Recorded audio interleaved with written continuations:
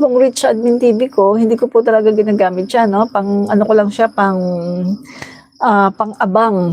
Kapag ako'y nasususpinde sa aking admin reach, ito po ang ginagamit ko, itong Rich Admin TV. So, lately po mga kaibigan, ako po ay nasuspinde sa aking Facebook page, Admin Reach. So, ito po ang aking ginagamit na ngayon, Rich Admin TV. No? Kaya hinahanap po ako ng iba kong mga followers sa Facebook, hindi nila ako makita.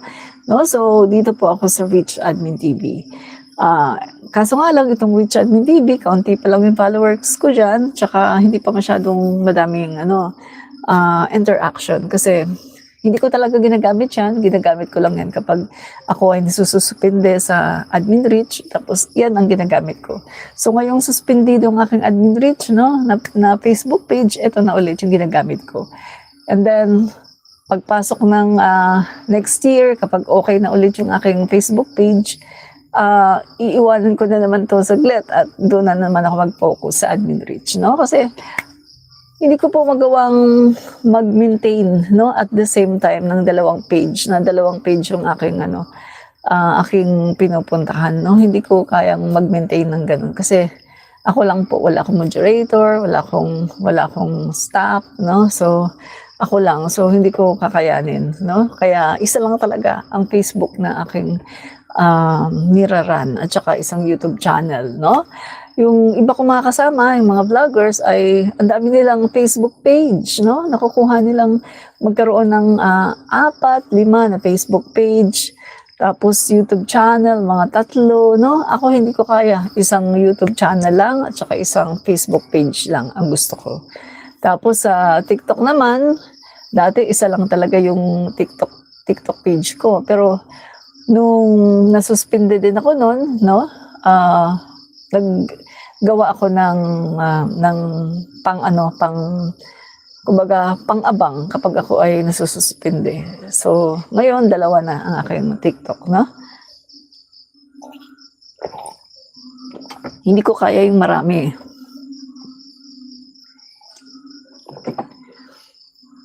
So, yun na mga kaibigan. Start na po tayo, no? Sa ating pong live. Sabi ni Sports Highlights, Kyle God? Kyle o Kylie God? Mayaman po kayo. Hindi po kami mayaman. Kami po ay lamang, isang kahig, isang tuka. Pag hindi nagtrabaho, walang kakainin, no? Hindi naman, kasi hindi ko masasabing mahirap. Kasi kumakain naman ng 3-4 na beses sa isang araw. Hindi ko rin naman masabing mayaman. Kasi hindi naman kami sobrang kapag kailangan mo yan, mga talagang bili-bili, no? So, enough lang, tama lang po, no? At okay na po sa akin yan, kontento ako dyan, no? Kontento po ako sa ganyan. Wala naman po akong pangarap na yumaman, no? Kasi unang-una sa lahat, yung pera natin, hindi naman natin yan madadala kapag tayo namatay. At saka, isa pa, kahit naman hindi tayo mayaman, ay pwede naman tayong tumulong sa ating kapwa, di ba? So, yun para sa akin guys, no? Hindi mo naman kailang yumaman kasi pag namatay ka, the same lang din, no? Hindi mo yan madadala sa hukay. At ang kayamanan, yung pera na yan ang ugat ng mga kasamaan, no? The love of money is the root of all evil. Yan po yan mga kaibigan. Hindi ako naniniwalang ang pera, no? Yung sinasabi ng iba na ang pera ay ugat ng kasamaan. Hindi po ako naniniwala na ang pera ay ugat ng kasamaan. Ang pinapaniwalaan ko po ay the love of money. Ang pagmamahal sa pera, ang pagiging greedy, yan po ang masama. The love of money is the root of all evil, not the money itself. Kasi ang money, ang pera po ay isang currency lamang na dapat ay gagastusin sa tama. Kung yung pera lang, mga kaibigan, hindi po siya masama eh. Hindi po masama ang pera. Ang pera po ay maganda para gamitin po sa mabuti, sa pagtulong sa kapwa, sa pagbili ng mga pangailangan, sa mga, kumbaga, mga gagawin mo na proyekto or kaya gusto mong makapunta sa isang lugar, no? Maraming purpose ng pera. So, hindi po ito, para sa akin hindi po ito masama, no? It's not the root of all evil. Money is not the root of all evil, but the love of money, ang pagmamahal sa pera, ang pagmamahal sa salapi, yan po ang ugat ng lahat ng kasamaan, no? Kaya kung pera lang, okay lang po yan. Okay lang ang pera. Pero pag minahal mo na ang pera at ikaw ay kinokontrol na ng pera, ibang usapan na yan. Ibang usapan na. Dapat ikaw ang kumokontrol sa pera. Ikaw ang nagpapatakbo, nagpapalakad sa pera. Hindi yung pera ang kumokontrol sa'yo. The love of money, the greediness, yung kinokontrol ka na ng iyong greediness na hindi mo na nakakayanan na i-control ang iyong sarili. Yun ang masama, no? At yan po exactly ang nangyari sa mga politiko, sa mga kontraktor na nagnakaw sa kaban ng bayan. Dahil hindi na po nila ma-contain, hindi na po nila ma-control ang kanilang greed, ang kanilang kasakiman, ang kanilang katakawan sa pera. Kaya po sila ay nakagawa ng pagnanakaw.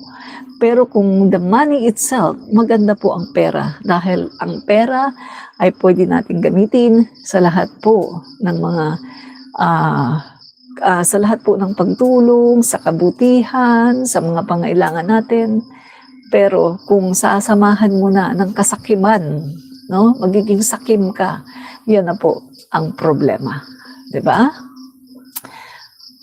Elizabeth Albior, kagaya namin dito sa abroad, we work hard to sustain our needs. Yes, opo, no? Nagsisikap kayo mabuti para may pera, no? Para ang inyong mga pangailangan ay talaga namang masustain at ginagamit ninyong inyong pera para pang-sustento sa inyong mga mahal sa buhay at sa inyong mga pangailangan, no? Maganda po 'yun. Pero ang nangyari po kasi, no, mga kaibigan, sa ilang mga tao ay yung greediness, no, hindi nila kayang kontrolin yung kanilang sarili. Masyado na silang naging gahaman, naging greedy at dependent na sa pera, no? Mariel, depende po sa paggamit ng pera. Yes po, depende sa paggamit ng pera. Yan. But the money itself, maganda po yan. Maganda po ang pera. Okay po ang pera dahil ito ay nagagamit natin, no? Lorna Rafael, maraming salamat. At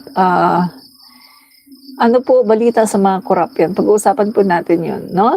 Kung ano ang balita sa mga korap. Yan. Uy, may nakapasok dito na bangag, oh. DDS ito sigurado, no? Halatang troll. Ang pangalan pa lang. Halatang troll, eh. May pangalan bang happy birthday, dearie? Oh, troll talaga, oh. Oh. Addict ito kasi DDS to, eh, no? So, kapag DDS, guys, no, pag DDS, tatlong naratibo lang nila, eh. Dalawa lang pala. Dalawa lang ang naratibo ng DDS. Kapag hindi bangag, NPA. Dalawa lang yan. I tell you the truth. Ang mga DDS, dalawa lang ang narrative. Dalawa lang talaga. Walang iba. Pag hindi NPA, bangag. Yan lang po yan, mga kaibigan, no? Okay. And sino pa? Sabi niya,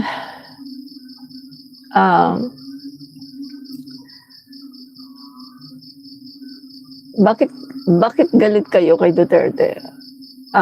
Hindi po ako galit kay Duterte, no? Tayo po ay kumbaga atin pong itinatama, no, yung mga fake news na pinagkakalat ng mga DDS at ni Sara.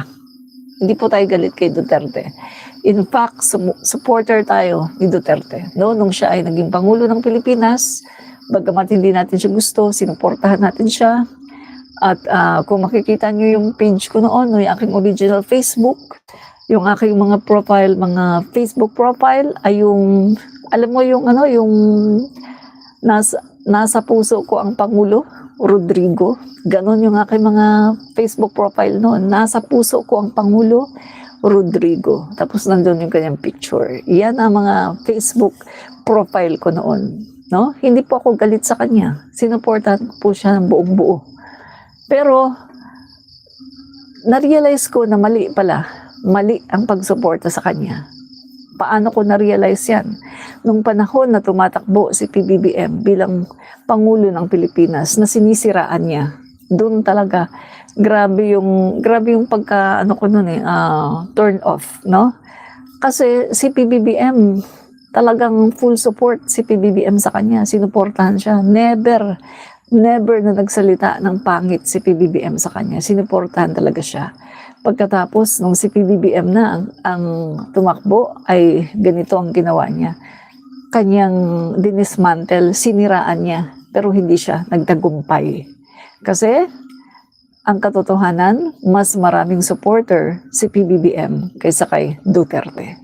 Si Duterte, nawala ang kanyang mga supporter magmula nung siniraan niya si PBBM. Kasi sa totoo lang, ang supporter ni Duterte, no, ang supporter ni Duterte ay mga Marcos loyalists at Marcos supporters. Kasi nga, hindi naman siya mananalo guys eh. Si Duterte, real talk tayo, hindi siya mananalo.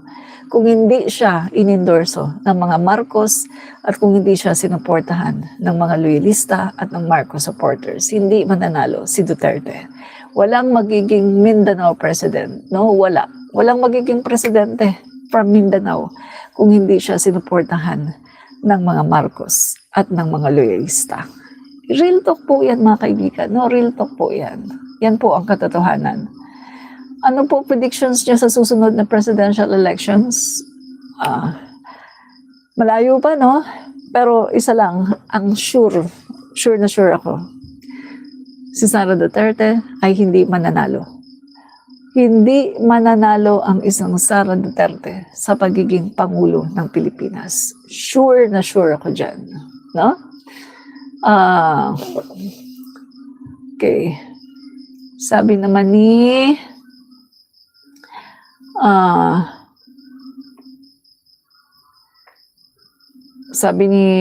Jesus is our Savior. Nako, ginamit mo pa si Jesus eh. Jesus is our Savior, ginamit mo pa sa pag-trolling. Wala pa pong Marcos no, nanalo na si Duterte. Alam mo ba, 1965 may Marcos na, Duterte wala. Diba? 1965 may Marcos na. Si PBBM, maliit pa yan. Nasa Kabataang Barangay. Si PBBM, binata na yan, binata na, kabataan. Pinapadala ng tatay niya abroad para maging ambassador. May mga picture pa nga si PBBM na pumupunta siya sa iba-ibang lupalop ng mundo. Diba? At nakikipag-usap sa mga ambassador, sa mga world leaders. Si PBBM, may crowd.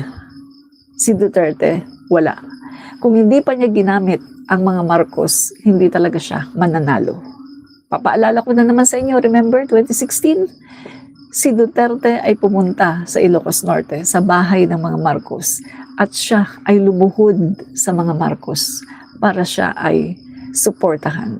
Siya ay nagmakaawa sa mga pro-Marcos, pro-PBBM, sa mga Marcos loyalists. Nagmakaawa si Duterte. May picture yan, may mga picture yan, nagmakaawa si Duterte para siya ay suportahan. Ginamit pa niya ang red, color red sa kanyang kampanya para lang siya ay suportahan. Remember, nung nangangampanya si Duterte, hindi naman siya gumamit ng green. My God, ang ginamit ni Duterte ay red dahil kanyang inuto ang mga loyalista. At tuwing siya ay haharap sa entablado, sasabihin niya, pinakamagaling na presidente, si Marcos. Yung kanyang biyayang dagat, ay naku, napakaganda. Yung kanyang masagana 99, ay napakaganda. Talaga namang hindi tayo nag-angkat ng bigas. At marami pang iba. Ibig sabihin, binudol niya ang mga Marcos loyalists at Marcos supporters. At ang sabi pa niya, ha, kapag ako'y nanalo, papalibing ko si Ferdinand Marcos Sr. So ang mga loyalista naman nag-meltdown, no? Talaga namang ano, ay maganda to, nag-melt, no? Nag-melt ang mga puso ng mga loyalista na para bang wow, okay ito. Meron na tayong may kakampi na tayo, parang ano to, parang makamarcos yata to. Plus sinabi pa niya, ha, my father is a close ally of Ferdinand Marcos. Aba, lalong nabudol ang mga loyalista, lalong nabudol. Lahat ng kanyang sinasabi tungkol sa Marcos eh. Pinakamagaling na presidente, Marcos. Di ba? Ganun siya eh. Kapag tumutungtong siya ng entablado, palagi niyang pinupuri si Marcos Sr. So yung mga loyalista naman, nabudol. Ang sabi ng mga loyalista, wow, sige, ito na, iboto natin. So binoto nga si Duterte ng mga loyalista. At si Duterte ay nanalo. Guys, walang magiging president from Mindanao na Duterte kung hindi dahil sa mga loyalista at mga Marcos supporters. Wala. Real talk lang tayo dito, guys. Real talk tayo. Ilan lang kayong taga Davao? Ilan lang? Guys, buong registered voters ng Davao City. Hindi yan solid, hindi yan solid Duterte, mga kaibigan. May iba dyan. Ayaw sa Duterte. Dahil nga doon sa kanyang pagtsugi sa mga tao na maliliit, no? Na basta lang tsugi ng tsugi kahit wala namang malinaw na ebidensya. So ang Davao City ay hindi solid na Duterte. Kaya kung titingnan natin, ilan lang ba ang botante ni Duterte? Real talk tayo, mga kaibigan. Ang botante ni Duterte, wala pang 500,000 eh. Sa totoo lang, wala pang 500,000 ang botante ni Duterte. Hindi makakapagpanalo ng isang presidente.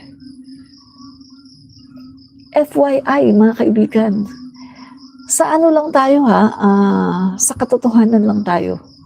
Huwag tayo ditong magsinungaling. 2016, ilan ang botante ng Davao City? At hindi mo pa yun masasabi na bumoto lahat kay Duterte dahil marami doon ay ayaw kay Duterte.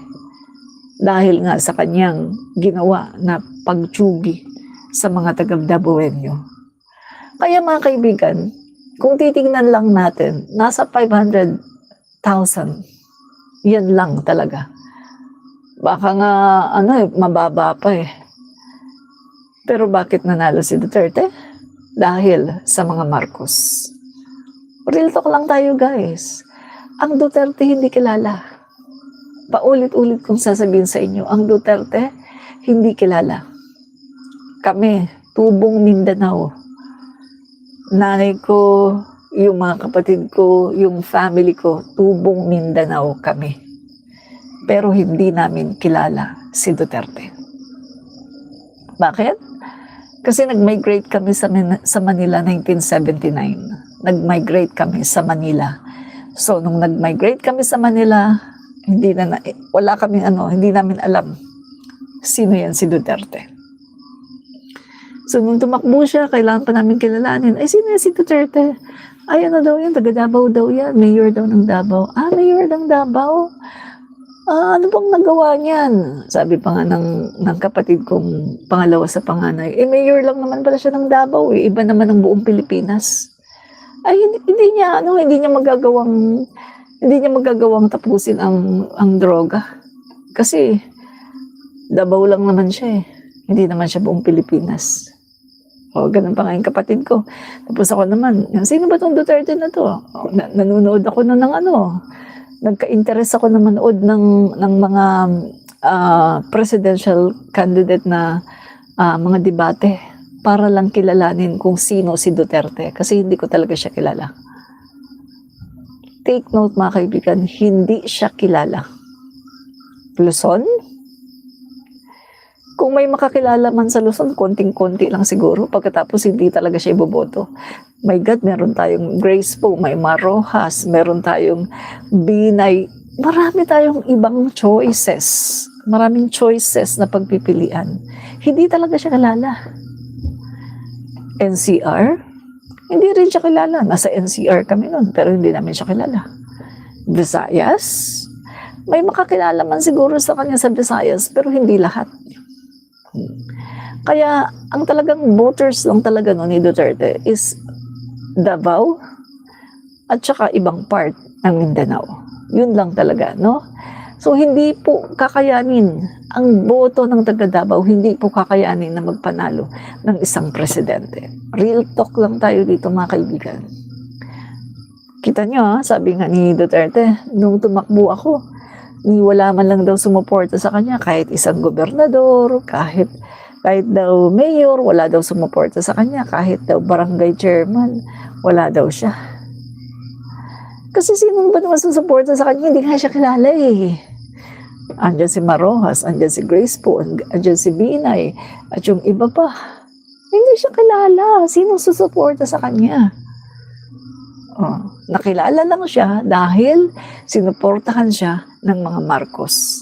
Ipinakilala siya sa mga loyalista at mula noon, ginamit niya ang red sa kanyang pangangampanya para pambudol sa mga Marcos loyalists.